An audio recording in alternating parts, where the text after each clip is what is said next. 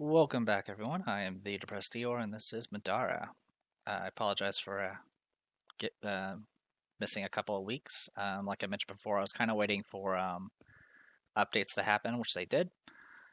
We do now have access to Chapter 4. I was kind of tempted just to wait on the update until Chapter 5, just so I can not have to do the process again. There was also the 1.1 update, which updated the book and a bunch of the cards. The 1.1 update was actually kind of nice because you didn't actually have to start a new module and copy everything over like the other ones. You just all you had to do is just clear the cache and let it reload. But for the update where it actually included Chapter 4 and a bunch of other things, we kind of had to I had to actually copy everything over. So as you can see, all these items are distributed. I had a little list of things I had to grab to make sure I actually had everything from the inventory. So I might have talked about some of the 1.1 changes, but I'll go ahead and show some of them because they're now actually on the card. So you can look at utility cores. They no longer have a flip effect. Now it's just a passive. You have to wear the utility core from the start of the encounter to the end. If you do that, you get a consumable item of your choice from your loot level or lower. And then, of course, it still has the conviction upgrade. This is really just kind of to clarify some things about the utility cores. I'm a bit annoyed they went in this direction. Getting whatever item you want is pretty useful. The problem is all the items in this game that you gain and equip, you gain a benefit immediately. But utility cores you don't. Besides the conviction upgrade, which is weaker than what you would get from a deflection core. So for the most part, I'm probably not going to be using utility cores anymore. I would probably use the base utility cores in the beginning just to get a bunch of items of my choice. And since white conviction is the same as what a deflection core at that tier has, but beyond that, I would probably not bother with utility cores. I literally posted that in their Discord, but I don't think they care. The only thing that was a little annoying about it was that we had a long discussion about talking about how complicated the utility core kind of was already because it had that flip effect, but the unflipping only happens if you have it equipped. And I didn't even realize that. That was a mistake I made with Zeke. Like, I had all the utility cores on him. Only the ones that he had equipped should have unflipped. It's not a huge deal. It really, the argument I made was, just make it a once per encounter effect. Because honestly, the extra items aren't that like even having the entire mundane and common consumables in my possession it wasn't really a game changer, mainly because you only have so much space on your characters and only so much time to swap things in and out of your pack that it usually doesn't make that much of a difference. Also, the HP of bosses gets so high that having a bunch of planks and throwing knives becomes less and less effective as the game goes on. And the end of that conversation was like, they're like, yeah, we agree. It's not really that big of a deal. We'll see about clearing it up. And they went in a completely opposite direction. So I was like, all right, whatever. I think at that point I kind of just stopped bothering giving feedback. I mean, don't get me wrong, I really enjoy this game, but there's definitely some flaws I wish they would address. Anyway, so utility cores have changed. At this point, I don't really need them, so that's why I kind of have everything distributed. Also, I kind of use this as an opportunity to kind of look at what all I had and kind of distribute from there. So I've already equipped some of the stuff, obviously. The Brute Serum is obviously going to go to Zeke because he's using an oversized club. All the throwing items in the backpack go to Zeke because he's a utility guy. One thing I did change is I swapped in the cat suit and give him some extra health because I'm about to do a different change, but I'll talk about it in a sec. Nightingale, of course, I'm doing all this stuff here. In fact, let's give her some armor. Really, she doesn't have any choices, so we'll go ahead and just do that.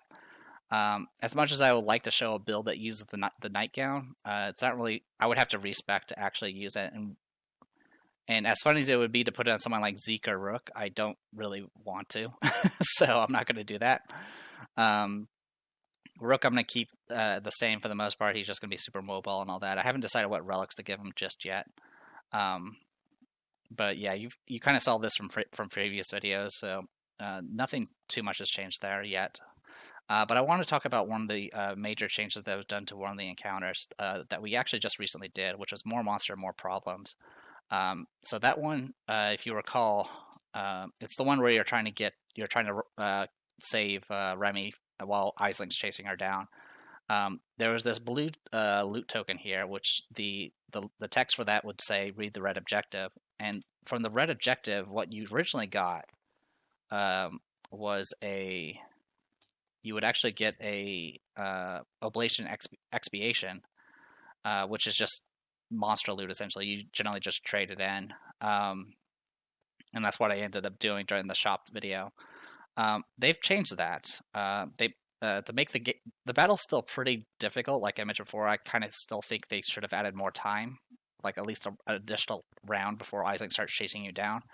But they at least improved the reward a lot better. So instead of getting the monster loot that's not that useful, you can actually you find a sack containing some of Isling's gear. You figure you can rob her without remorse. Inside, you find an item of extreme value. Gain an uncommon item of your choice. Now, I'm certain this does not include unique items, and that's how I'm going to take it. But essentially, that means instead of getting that ablation, I could have gotten any uncommon item. Now, from the start of the battle, you automatically have the Ruined Switchblade, but that could be something like, I could have grabbed, the tobacco and get, extra actions on Remy to make her life a lot easier, or grab the, get her a better sword. Instead of the Elenia edge, I could have gotten her next tier sword and made it so she can roll grays and greens for her dice. Or, I could go even crazier during that encounter and grab the Bad Man's Book of Baddies and then hand it off to somebody so they can summon. Speaking of summons, I believe I mentioned this in the previous video, but I'll go ahead and reiterate. The original rules for summons were you could only have one Esper per group, essentially. So, with the exception, of course, being the twins, because the twins are always summoned together. So essentially, like, the example would be if Remy had summoning and then, I had the Bad Man's Book of Baddies on somebody else, only one of them could have an active summon at a time. So if Remy did her summon, Rook would, the other person would not be able to do theirs. That rule has been changed. It's actually in our favor now, which is instead of per group, it is now per person. Now, this makes summoning completely insane because you could very well have summoning, and then there's another summon spell that's 4th tier where you summon spirits. So you could very well go summon twins, summon Eliphi, summon 2 spirits, and you would have an extra 5 units, essentially, which is crazy. But I don't mind it because summoning's supposed to be fun and crazy anyway. So with that rule being changed, I can actually go and get Bad Man's Book of Baddies, and I could hand that off to somebody just to show how ridiculous you can make summoning. I'm probably not going to go after the spirit one, which is the tier 4 thing. I don't remember what it's called. Soul Bond. I'm probably not going to bother with... No, sorry, not Soul Bond. I'm probably not going to bother with Felled Afterlife, but I do kind of want to get Bad Man's Book of Baddies. So, what I did with the Oblation Monster Loot item that I got, back prior to the changes, all I used it for was to get myself a free upgrade, which I used on something. I'm pretty sure I used it on some sort of uncommon tier item. So an uncommon tier item, the cost for an upgrade is only 50 gold. So what I'm probably going to go ahead and do is instead of getting the Oblation, I'm just going to say I picked up an item. I'll say just one of the items I've already gotten. So for example, like I'll just say I grabbed a cave. Sorry, I'll grab the most expensive item, which will be Puff Brand Classic Tobacco. So I would get 110 gold back. So 111, and then since I didn't have the monster loot item, I will have to pay for the upgrade instead. So it'll cost me 50. So they'll bring me back down to 61 gold. That's not going to make too much of a difference because obviously I can't buy anything with 61 gold. That's uncommon tier. But since I haven't progressed yet, I actually do kind of want to change some things anyway. I actually want to go ahead and return one of these black arrows, which is going to go ahead and give me 90 gold back. So that'll put me at 151. And I'm going to go ahead and buy the Bad Man's Book of Baddies. I do know there's a way you can get this book, but I'm not going to talk about that yet. So that would be 56 gold left. Yep. So that'll put me at 56 gold left. I'm going to pass this on to Zeke. So part of the reason why I went ahead and put on the cat suit and the gene tweak onto Zeke is so he can have maximum HP.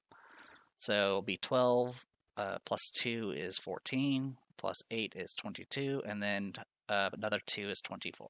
So I'll put him at 24 health. He no longer has a free dodge anymore, but that's okay. So now he can summon Eliphi at 24 HP, which is pretty useful. Also, since Eliphi debuffs armor anyway, I don't really need the extra arrow. Alright, so with all that said and done, let's go ahead and distribute what we got left, because I still need to do that. As you can see, here's all the items I have. Obviously, some of them I'm never going to touch again, like juice boxes.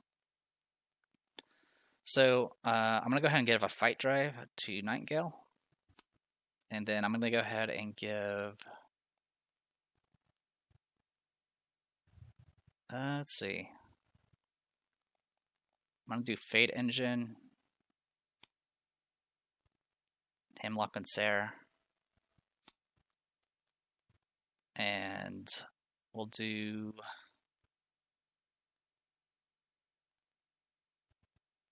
not Hemlock and Sarah. We'll do Enchanted Piercings. So that's going to give him white and white. And then Hemlock and Sarah will make it so his spells can be cast from... or it'll make his SOY +2, so he can cast further. I think that works. Yeah. Alright, and then... let me actually check that. Be right back. Yep, so it does affect spells. I'm pretty sure that was obvious, but I just wanted to be sure. Alright, and then I'll go ahead and give a fight drive to Zeke. So unfortunately, Zeke is not going to have anything as far as conviction is concerned. That's okay. This would make him have 11 defense. Yeah, he'll have 11 defense and 6 movement. Nightingale will have 7 movement. Let's see, 12 plus 6 is 18, so 17 HP. Yep, that's right. Just making sure I did everything right while I still can. No conviction upgrades of note. I need to update Rook, I think. Yeah, he should be at 18 HP. Everything else is fine. And then, of course, Remy's at 41 HP, 12 defense, and 1 armor. Okay. Looks like we got all that. I'll distribute items in a second. So we don't need these cores. I might actually sell them. That might be an option. I get, what, 5 gold back per item from here? So that'll put me at 71. Not quite enough to actually do anything, unfortunately. One other item I am actually kind of interested in is the Soothsaying MP3 player, which gives you additional movement to go even more bonkers with it. So I might give that a shot. Yeah, I think I'll hold back on the black arrows for now. So we'll go ahead and take back another 90 gold. I can always buy them later. 146. And then I'm going to go ahead and buy the...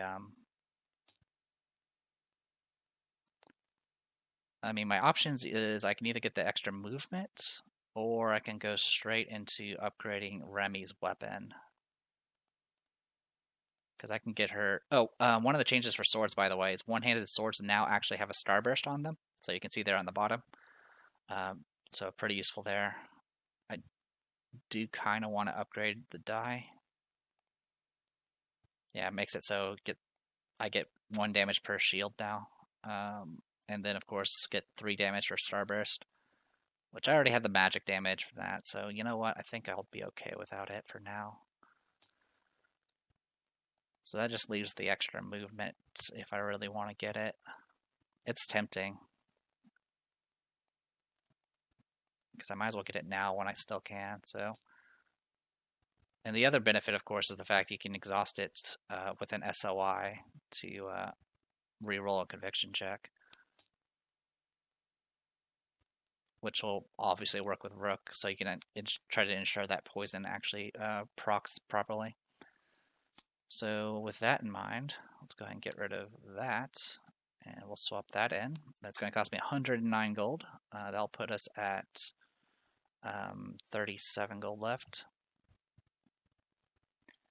I'll take care of that, and then the rest of the relics can just hang out, because I don't think we have any spots left. We do not. Okay, were there any changes to backpacks? No. Alright. Okay, so we got all that set up for us. We can put this in the party stash here. Of course, we have a problem solver we're not going to use, at least not right now. Hoodie of deflection, a spare one, and then we got the cloak, too many belts, and the nightgown. So all that can be put away. Anyway, with that extra movement, that makes Rook have 10 movement. He has 6 base, plus 2 from Hasten Core, plus 1 from Ethereum, and then plus 1 from Soothsayer. So he has 10 movement. So he definitely can run around and get things done. The only other thing I kind of want to do, I'm still going to go ahead and stick to the plan with Remy. I'm tempted to buy skills, more disciplines for her just to take advantage of organic clothes. But I do kind of want to get that top tier stuff, which we should be getting, next battle essentially. For Nightingale, I was originally going to be going for that Blot Out the Sun, but I think I'm actually going to go ahead and get Quick Blow. Now I don't know if they've changed Quick Blow, but I just recently noticed, in the game I've been playing with some other people, we got someone that does like a bunch of like he has like things like Blade Works and what's it called? Sorry, my False Idol and stuff like that, and then using that in combination with Quick Blow for a lot of tons of melee strikes. But apparently you can do this with ranged attacks too. So during the follow-up step of your attack, other than your attack made with Quick Blow, you can make another attack, and you can choose a new target for that. So with this, in combination with Infection, I can essentially get a free attack if I hit somebody with the follow-up. So that's pretty good. So I'm going to go ahead and pick this up on Nightingale. This is going to set her back a bit, but I do want to be able to shoot more arrows. That's part of the reason why I went ahead and grabbed a Fight Drive, because then I can use the Fight Drive to chain off the Fight Drive for a Quick Blow. Same thing for using Precise Strike, since it's the free attack. And, same thing for an Aligning Machine. So, yeah, I'm going to go ahead and pick up Quick Blow. It's going to cost her 4 experience because she already has a level 1. So that's going to bring her back down to 4 experience left. And so we're looking at 8, 0, 4, and 4. The next experience Remy gets will get her top tier summoning, which will be great. Other than that, I think we're good to go. So like I mentioned, the retcon obviously is instead of getting a monster loot, I got myself one of the items I purchased, preferably the most expensive one, and then I just bought the upgrade. And then obviously I took back the purchasing of those new arrows and instead picked up something else. So essentially I picked up the Soothsayer and then of course the Badman's Book of Baddies. So that's going to give us a lot of options, and my turns are going to become much longer. All right, so with all that said and done, as you can see, we do have Chapter 4. I'm not going to spoil it. Instead, we're just going to dive into this. Like I said, I'm going to have to pick some items before I actually depart. So I want to do that probably off screen. There's not really too much I need to worry about. I mean, obviously, we're not going to use any of the juice boxes. I'm not going to use any of the sodas, or those, or those. Actually, I don't need to do this off screen. I can just do it now. Look at this. All that. All right. We'll take put a pager on Rook. We're not going to use that. Hangover elixir would be nice.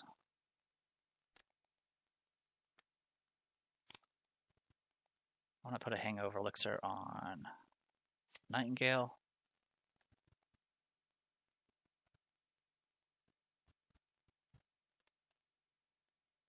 Get a demon voucher.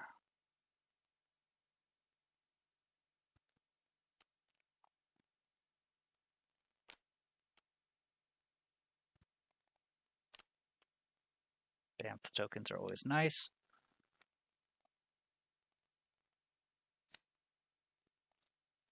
How do I want to do this? Actually, I want Bamf tokens on you. For no particular reason.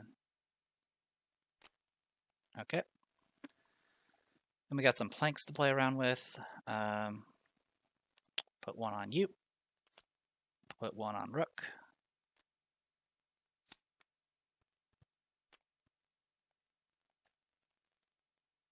And I'm actually going to go ahead and swap this out for that. So I can use these hangover elixirs to do like down the masses for free or something like that. That's kind of the intention. Everything else I'm pretty okay with not worrying about. Okay, so that does leave us some stuff. Obviously, there's a ton of items that we could still mess with here. We now have access to uncommon consumables. Yeah, and the rest are just throwing knives. Okay, so yeah, that leaves us some space to kind of pick up items. That's kind of okay. All right, so that's all taken care of. Just making sure I didn't miss anything. Like I said, I just did the transfer for all this stuff, but I think we're okay. So we are on page 156, I believe. Yep. So our options are Distress Call, Patel Family Influence, or we can just continue the main quest. We can't do showing them the ropes because we do not have Experience Guide. Yeah, we do not have Experience Guide. So with all that, now generally most people go in order. Anyone that knows about these particular encounters probably knows how dangerous that can be. I'm actually going to go ahead and do Patel Family Influences first because I want to be as prepared as possible for Distress Call because I know what's coming. So I definitely have things to say about that particular encounter. All right, so we'll go to page 173. I'm just making sure I didn't forget anything. Like I said, it's been a while, so bear with me. So we now have Quick Blow. We have Fortune Telling, Banished Knowledge. Yeah, I think we're okay. I do need to go and grab the summon cards and all that, but I'll do that later. Also, I need to go grab Isling's card again because I don't actually have it up there. All right. So with all that said and done, let me be right back. Okay. Got the dice up and running. Also, I forgot that Zeke actually has a teal dice thanks to the Brute Serum, so went ahead and corrected that. All right. Also had to clear my throat, so let's go ahead and dive into this side quest, Patel Family Influence. Excuse me, Nightingale arson? A woman shouted it from across the street so loudly that people started to stare. Looks like our cover story is working out really well, Zeke muttered into Nightingale's ear. Shut up, Nightingale grumbled, not turning around. She pulled her hood up, and their steps quickened. It didn't really matter. Her horns stuck up enough that their outlines were still visible. The woman ignored Rook's glares and slid up beside Nightingale with a wide grin. Don't bother trying to hide. I would recognize you anywhere. Her hair fell in vivid blue waves behind slightly elongated ears, but otherwise she could have passed as an eccentric girl from Earth. Nightingale turned and tried not to let too much annoyance find its way into her voice as she pulled the hood back down. What do you want with me? Well, the woman straightened, brushing a strand of bangs from her eyes. It's both of you, actually. She inclined her head at Zeke. Noble Jiang, it's a pleasure. Sure, Zeke returned the nod. So, how do you know us? Oh, I was visiting Elenia on behalf of the Hyde family a couple of years back, when both of you arrived and your families were parading you around, but that's not important. I'm curious what you two are doing so far from the capital. Research. Zeke's voice was level. Who are you? Tegan Patel. My husband and I are the ones any problems fall to that's not important enough for the Hydes. She grinned at them. Anyway, I'm sure you're busy, so I won't waste your time. How about... She glanced up at the orange sky where the clouds already glowed crimson. Yeah, it's late enough. How about dinner? Someone who asks ought to be prepared to give. We shouldn't. Nightingale sounded as apologetic as she could. We wouldn't want to impose on your family. It's nothing, Tegan insisted, pointing up the street. I know you're all busy, and I wouldn't propose anything so formal. She lowered her voice and grinned mischievously. I know all of Hyde's dirty secrets, including where to get the best rice balls. That sounds awesome, Raimi exclaimed. We can go, right? Right, guys? It's not like we wouldn't have to stop for dinner anyway, Nightingale sighed. Fine. Lead the way. Tegan did. They passed through the winding streets, behind alleys, and through packed crowds made up of workers covered in grime, returning from the mines. With Tegan out in front, the uncomfortable starings finally stopped. One look at the woman, and the miners became polite and cheerful. She led them closer to the mines, where a series of old crates had been stacked and turned into a restaurant. There was no indication that food might be served there except for the enticing smell. Tegan gestured at an opening between two of the crates. Go ahead, and squeeze on in. She hadn't been exaggerating about the food. A few minutes later, they were all gathered around some shipping crates and back. A mountain of rice balls on several different colored plates sat in front of them. Now that you're trapped by all this delicious food, I can explain what I need. Tegan set her plate down. Nightingale rolled her eyes. Free rice balls were too good to be true. Oh, I'm sorry, Princess. Tegan blushed. I'm running out of options. I promise that I won't take too much of your time, and I don't feel obliged to help if you can't. It's cool. Nightingale mumbled through a mouthful of rice. What do you need? Tegan cleared her throat. 18 years ago, I had a daughter. Now, the foster family that was raising her on Earth is refusing to hand her over to the Harbingers.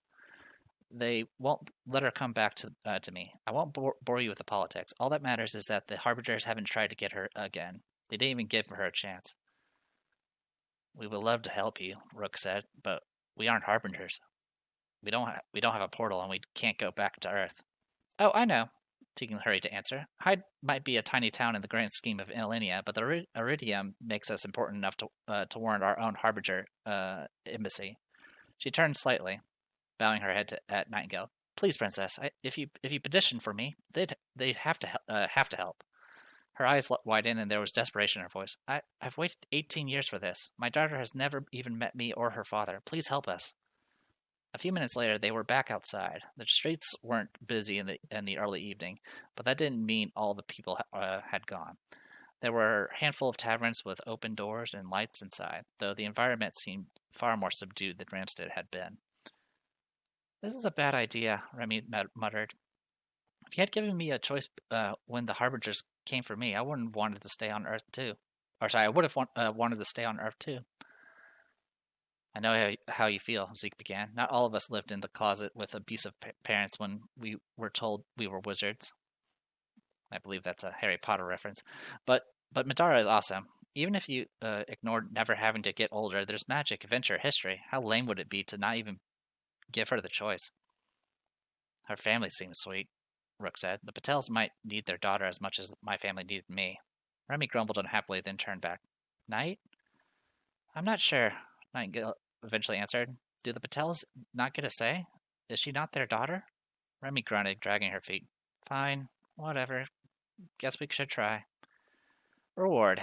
It looks like you have some leftovers. Reveal medium hidden card UM17 and gain the best rice balls in Elenia. Story consumable. Alright, so UM17. I apologize for my fumbling with the reading. It's been quite a while. That and I've been recording, so my throat is actually a bit scratchy. Also, I was playing this game yesterday, and I was doing all the reading and talking as well. But best rice balls in Elenia. It's a food item. It is classified as an uncommon story consumable, and it costs 15 gold if you were to purchase it. Discard. At the start of an encounter, you and all adjacent allies may heal up to 10. This healing must be divided out in such a way that no more than 10 damage tokens are removed between all party members. This item may be used from your pack. After discarding this card, it becomes an uncommon consumable for purchase. So it can be healed essentially at the start of an encounter. It can be used from your pack, and it can essentially spread out healing to ensure that it doesn't get wasted. It's a pretty awesome item. Also, it becomes a consumable that you can purchase, which I'm assuming means you can also get it as loot. So it's pretty amazing. So with that being said, let's go ahead and put that on. I want to put that on no, we'll put that on Rook. So he'll carry that in his pack. All right. Continue to easy peasy, 174. Like most structures in high... Oh, actually, before I continue. So for those who don't remember, the Harbingers are the ones that come to Earth to go pick up the people that were... essentially the children that were born and to be taken back through the portal to become essentially... Midaran citizens, or become Mindarans, essentially. But the situation here is the foster parents that were supposed to be taking care of the kid are refusing to return her, or give her a chance to actually, become something, become a Midaran. All right, so, like most structures in High, the Harbinger Embassy was built from stone. There was no mistaking its familiar stylized portal logo, even if it was made from iridium instead of the usual brass. I'll go in. You don't even have to worry about it, Nightingale said to Remy. She straightened her skirt, brushing away a little of the grime that seemed to coat everything in hide. Remy harumphed, folding her arms. Good. I don't want any part of it. Zeke wrapped one arm around Remy's shoulder and looked up. I'll wait outside. Call me if you need anything. Rook glanced around the empty street, then turned. I guess I'll go with you, Knight, just in case. In case of what? Nightingale looked backward at the building where steady light streamed from its lower story windows. There was no missing how clean it was, compared to many of the other structures around it. These are the Harbingers, the foundation of Midaran society as we know it. No Harbingers, and eventually the whole world gets monstered to death. There's nowhere safer. Rook lowered his voice. That's not the kind of backup I had in mind. If we had to fight them, I'd have more faith. But how much attention did you pay to politics and policy back in the Institute? Nightingale frowned. Point taken. They walked together to the door. The interior wall, cut from the same granite as everywhere else, had a vaulted ceiling with mirrors and windows to amplify the light. A globe of earth doubled as a foundation in the center as it rotated. Nightingale could make out little lights scattered across it. A pair of individuals waited just inside, eyeing them from either side of the door. The Harbinger embassy held guards not loyal to Elenia or any other country. The men looked rougher than the royal guard and much older, a trait most associated with those who spend a long time on Earth and away from Middara. So yeah, if you remember, if you go back to Earth, you keep your transformation, but you do resume aging. Nightingale paused to stare for a moment too long. The guards looked like nothing she'd seen in Elenia. She heard stories about the Harbingers, those brave enough to travel back to Earth and survive its dangers. While studying at the Institute, Nightingale had rarely paid attention in classes that had no direct application to adventuring or survival, but the Harbingers had always intrigued her. They were adventurers, but not in the dungeon-delving sense. Instead, they brought something more precious to Midaran society. Children. Never aging seemed like a blessing to most, but it also meant that their kind could never have children while on Middara. Oh, I guess they're explaining all that now.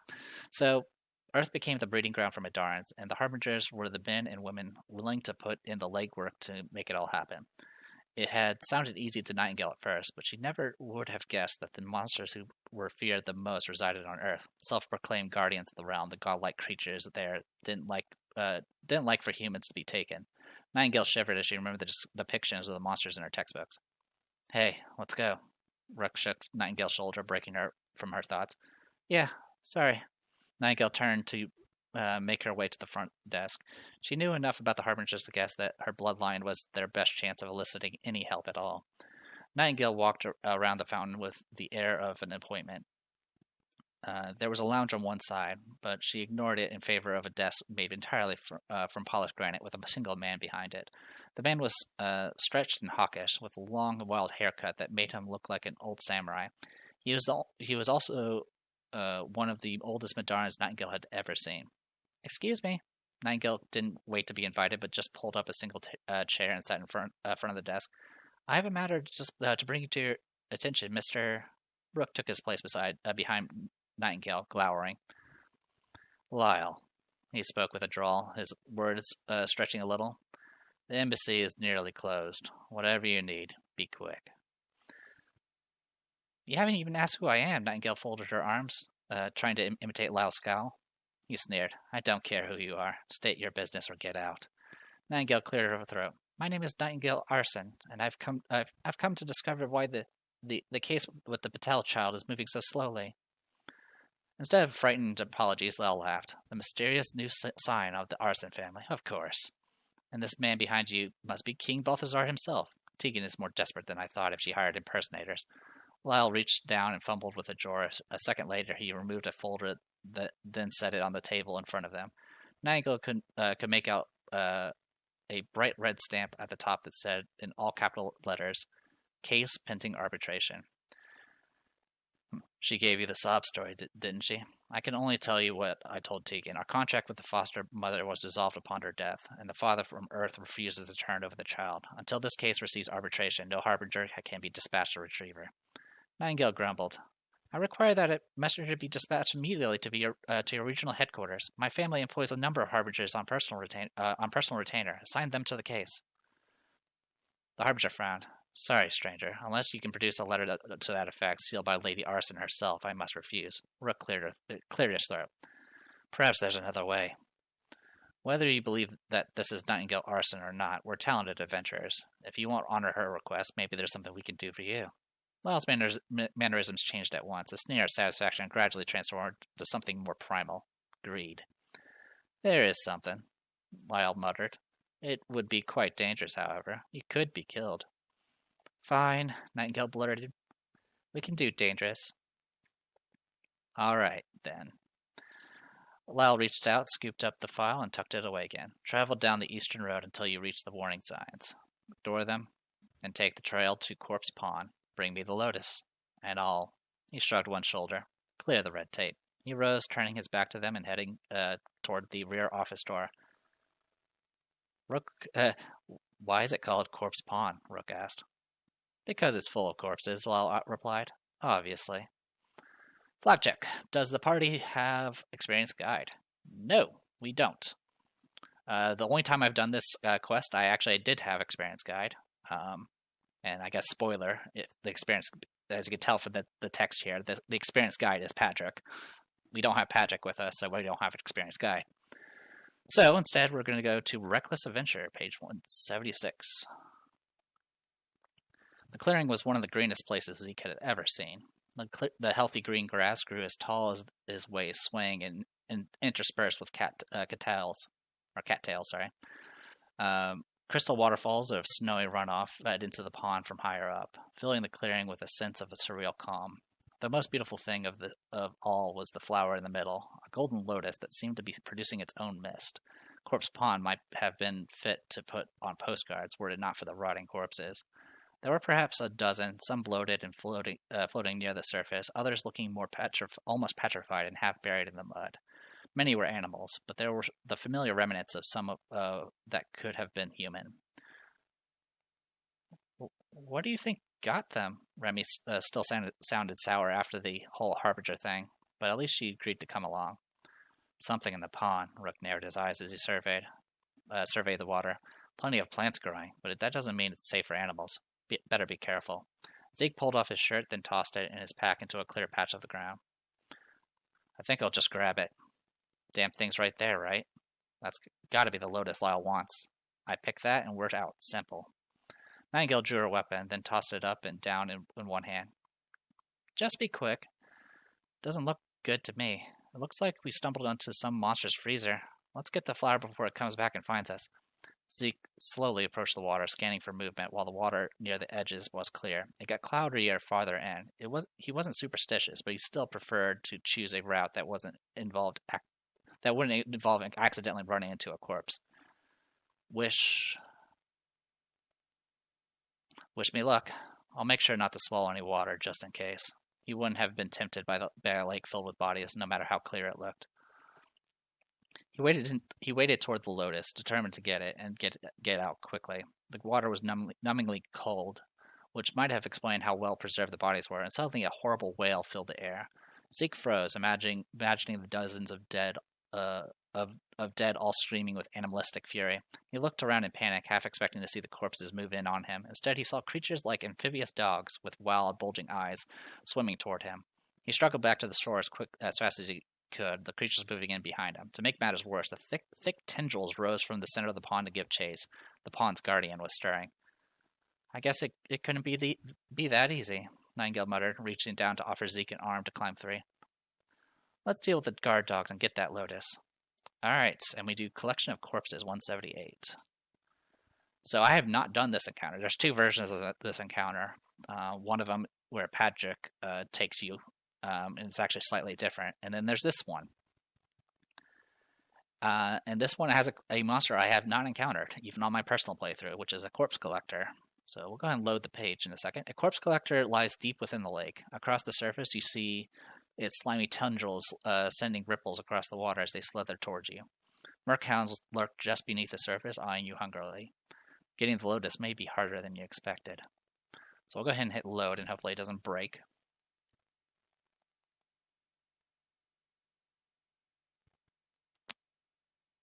Okay. Revealed items are in the gray bag. Oh no, that was from something else. All right. Move towards nearest corpse collector. All right. So we got Merchounds, which apparently are still... Is that right? I don't think that's right. Let me see what the next tier of Merchound is at.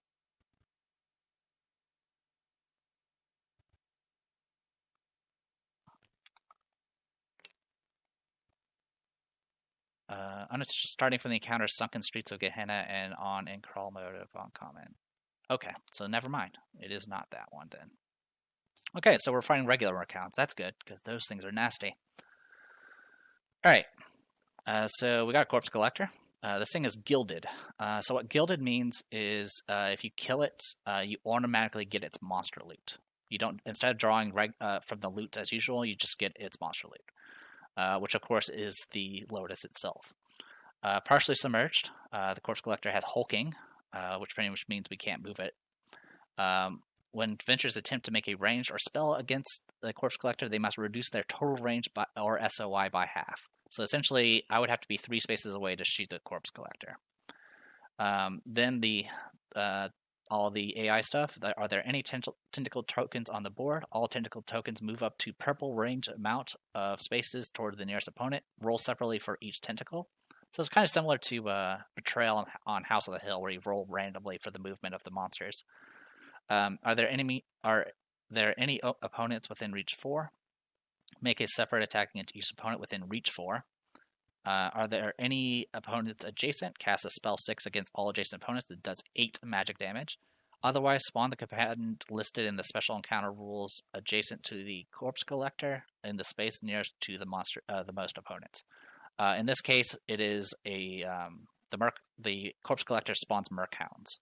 So he would spawn Merchounds if they're available. You can only have a max of 3 Merchounds, so that's just another thing. Oh yeah, here's the tip about gilded monsters. They will automatically draw monster loot.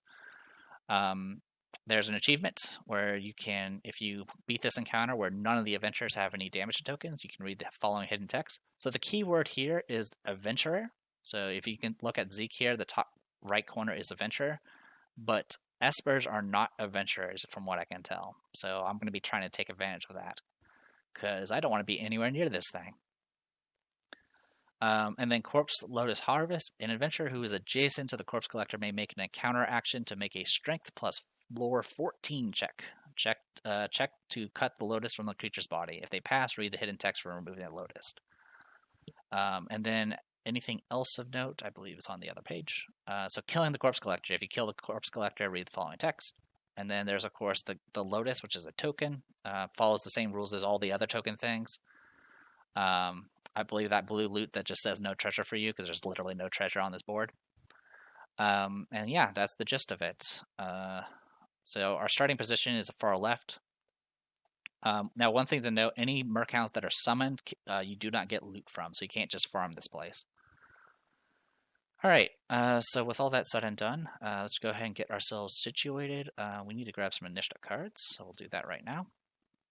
Let's grab our Corpse Collector and our Merchound. So the more Mercounds we kill, it's just going to keep spawning more of them. And then, of course, the tentacles themselves are going to move around and do things. So the rule for tentacles is a bit weird. Let me pull it up real quick. All right, so here's the rules for a tentacle. Tentacle tokens are part of the encounter setups that feature the Corpse Collector combatant. A tentacle token will be instructed to move during the Corpse Collector's turn. If it can share the same space as other figures and tentacle tokens, it can share spaces, same spaces of figures and tentacle tokens. Tentacles are not affected by terrain other than obstructing terrain, and they don't block line of sight. If an opponent starts their turn on the same space as a tentacle token, they put the token on their card as a special effect. Figures may be affected by multiple tentacle tokens. Figures with tentacle tokens tentacle tokens or adjacent allies may spend 1 stamina and make a strength 10 check to remove a tentacle token. If the tentacle token is removed, place it on an unoccupied space adjacent to the Corpse Collector at the end of the Corpse Collector's next turn. So there you go. Alright, so let's go ahead and get ourselves positioned. I'm probably going to call it a video after I get everything positioned so I can do the fight separately, just so I don't rush or things like that. So it has to be along the side here. I'm going to go with Nightingale here. I'm going to put Remy up here. What's the rule for a corpse collector? Or sorry, an adventure. So an adventurer has to be the one that picks up the corpse lotus. And unfortunately, my lore is not super high. So we might have to just kill the thing. Which, killing this thing, by the way, has 3 armor, 13 defense, and 50 health. So this thing is tough to hit. It's about as tough to hit as a Merchound. So yeah, we're gonna have to blitz this thing. That's probably gonna be the plan. And I don't think it has anything else that's special about it. No, just hulking. Okay, I can work with that. All right. So let me go ahead and get the other characters in position. We'll put Rook. We'll put Rook here, and we'll put Zeke here. And I'll have to go pull up all the summons. I'll have to pull up Elefie and the twins. But for right now, I'll go ahead and call this a video. Sorry if it was a bit slow going. Like I said, I'm trying to get my bearings again. There's a lot of stuff to explain. So next time we'll do this encounter. Like I said, I've not done this encounter before, so I'm going to try to make this its own separate thing. So I am the Depressed Hero. This was Middara. See you guys next time.